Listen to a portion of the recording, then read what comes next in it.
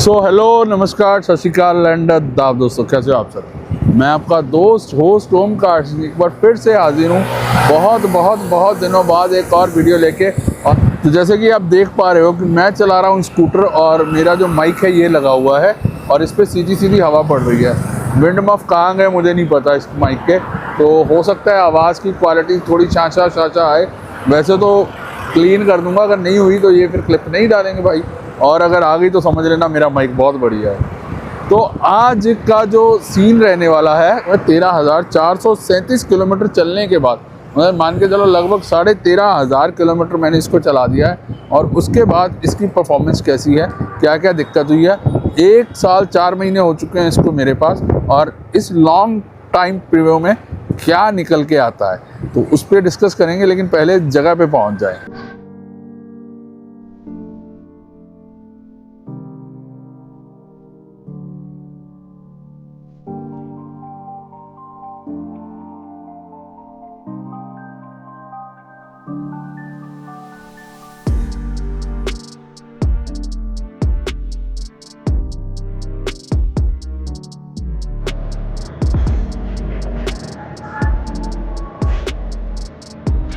है ना बढ़िया, एक नंबर स्कूटर।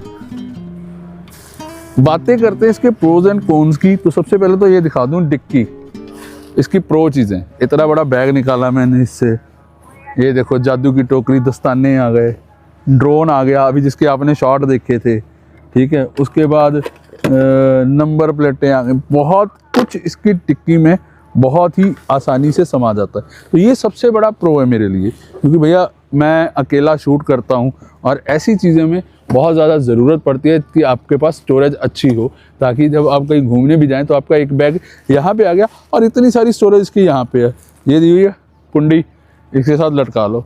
तो अच्छी बातें तो मेरे पास बहुत सारी है करने के लिए, लेकिन आज मैं इसकी वो चीज़ें दिखाने आया हूँ जो 13,500 के लगभग चलने के बाद इसमें चीज़ें आई हैं, इसमें दिक्कतें आई हैं।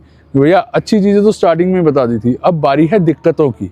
तो करें शुरू, मेरे साथ अंत तक बने रहेगा। वीडियो को शुरू करते हैं यहाँ से। अभी पहले कुछ ड्रोन शॉट्स देख लो।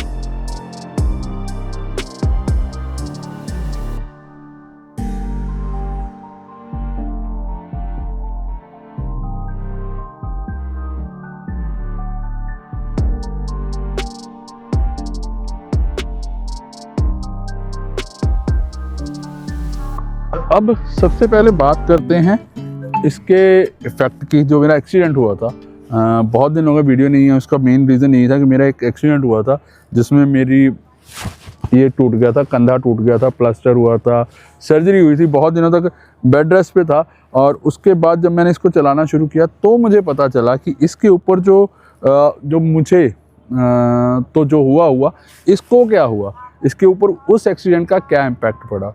मैं दिखाता हूँ, आप देख के हैरान हो जाओगे। दूसरे कैमरे से शूट कर रहा हूँ मैं आपके लिए, तो यहाँ से शुरू करते हैं जी। अब देख के हैरान हो जाओगे कि जो इसको चोट लगी है वो इसी साइड पे लगी है। यहाँ से ये इस तरफ गिरा और यहाँ से इसकी घिसाई हुई है। उसके बाद ये देखो, ये देख सकते हो आप, है ना, एंड ये शीशा मिरर पे। और उसके अलावा मुझे इस साइड कुछ भी नहीं दिखा।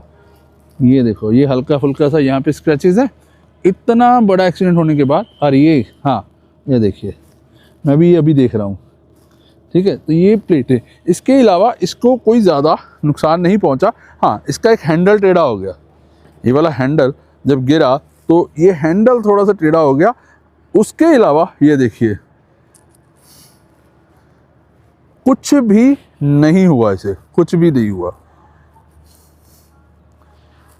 वाकई बहुत ही बेहतरीन ढंग से ये इस एक्सीडेंट को झेल गया।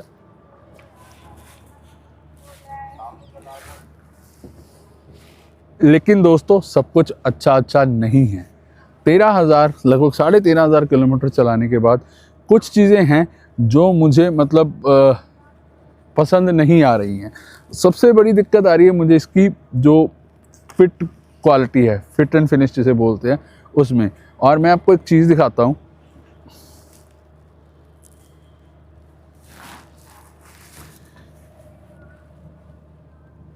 तो ये देखो, ये चीज़ ये देखिए, और ये एक्सीडेंट की वजह से नहीं है, क्योंकि एक्सीडेंट में ये उस तरफ गिरी थी। और इसकी इस पर अगर आप पैर रखते हो ना, तो ये देखो, ये चीज़ आपका पैर जाएगा तो ये ऐसे कड़क की आवाज़ करता है। और ये इसकी जो है फिट एंड फिनिश, उसकी सबसे बड़ी दिक्कत मुझे आ रही है। तो ये जो मसला है, ये जुपिटर का सबसे बड़ा मसला है, जो कि मुझे पसंद नहीं आया। मीनवाइल इसके अलावा मैं बात करूंगा इसकी ब्लूटूथ कनेक्टिविटी की।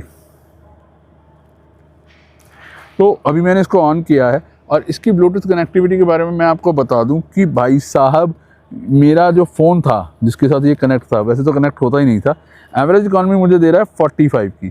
तो ये भी ज़रूरी है बताना, 13,440 किलोमीटर चल चुका हुआ है। एवरेज इकॉनमी मुझे जो है खुद ही बता दी इसने 45 की मिली है, जो कि एक बहुत अच्छी इकॉनमी मैं नहीं मान के चलता, क्योंकि 110 सीसी का स्कूटर है। 50 प्लस की एवरेज मुझे चाहिए, क्योंकि मैंने अभी कहीं से देखा सुना है कि कोई बंदा गया था पहाड़ों पे 125 एक्टिवा लेकर, तो उसकी जो इकॉनमी थी वो भी 50 प्लस की बता रहा था, उसने बाकायदा दिखाया था। तो ये जो है 45 की इकॉनमी दे रहा है। उसके बाद मैंने अभी आपको बताया कि इसका जो ब्लूटूथ कनेक्टिविटी है, मैंने ट्राई ही नहीं किया भाई, टू बी वेरी फ्रैंक। उस वक्त मुझे इतनी दिक्कत हुई तो मैंने सोचा छोड़ो यार, क्या करना है, इसको रहने दो, एज इट इज़ रहने दो, कोई इतना काम तो आ नहीं रहा है। मुझे बहुत ज़्यादा था कि मैं इसको करूँगा, क्योंकि आप देख सकते हो पहले मेरे यहाँ पे लाइटें लगी हुई थी, तो जब मैंने इसको सर्विस में भेजा, अगर आपने पिछली वीडियो देखी तो लाइटें भी उतरवा दी, यहाँ पे मोबाइल होल्डर था जिसमें मैप था।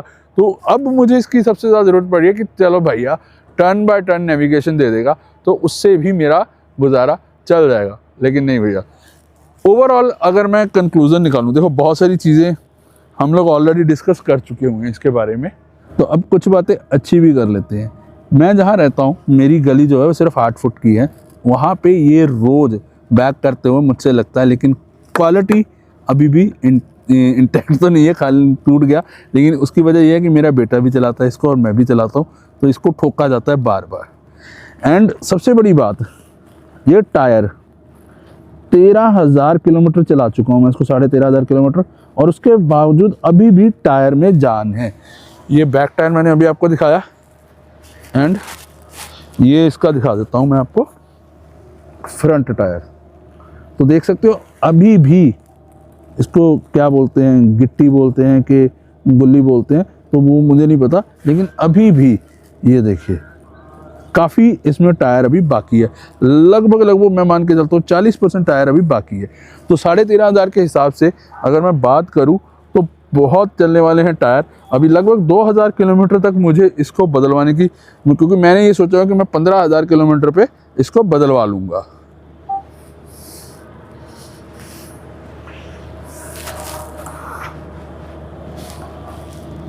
सो बात करें ओवरऑल कंक्लूजन की, भाई थोड़ी बहुत दिक्कतें तो हैं, क्योंकि हर चीज़ 100% परफेक्ट नहीं होती, उसी तरह ये भी नहीं है, लेकिन ये क्लोज टू परफेक्ट है। बहुत ही प्यारी राइड है। आप जब इसको चलाते हो तो कोई ज़्यादा दिक्कत नहीं आती है। मुझे अभी कुछ दिक्कतें हैं, क्योंकि एक तो ये गिरी है, उसकी वजह से कुछ चीज़ें हुई हैं। सेकेंडली इसकी सर्विस नहीं हुई है, तो अभी इसका सर्विस करवाएंगे। और 5-7 और चीज़ें हैं जो कि मैं आपको नेक्स्ट वीडियोज़ में बताऊँगा भी और दिखाऊँगा भी, क्योंकि मैं बहुत जल्द अब इस पर टूर लगाने जा रहा हूँ कुफरी का। तो बने रहिएगा मेरे साथ, ठीक है। बहुत सारे वीडियोज़ अब आपके लिए आएंगे और जल्दी आएंगे। तो आज के लिए इतना ही। उम्मीद करता हूँ मेरा ये जो आपको रिव्यू है 13,000 किलोमीटर चलने के बाद का, वो पसंद आया होगा। ओवरऑल नाइस बाइक है, मुझे रेग्रेट नहीं है कि मैंने इसको क्यों लिया। कुछ चीज़ें देखिए, अगर आप एक्टिवा लेते हैं 13,500 किलोमीटर एक लॉन्ग जर्नी होती है। 1 साल 4 महीने, जिसमें पिछले 4 महीने 3 महीने में चला ही नहीं पाया, क्योंकि मेरा एक्सीडेंट हो चुका था।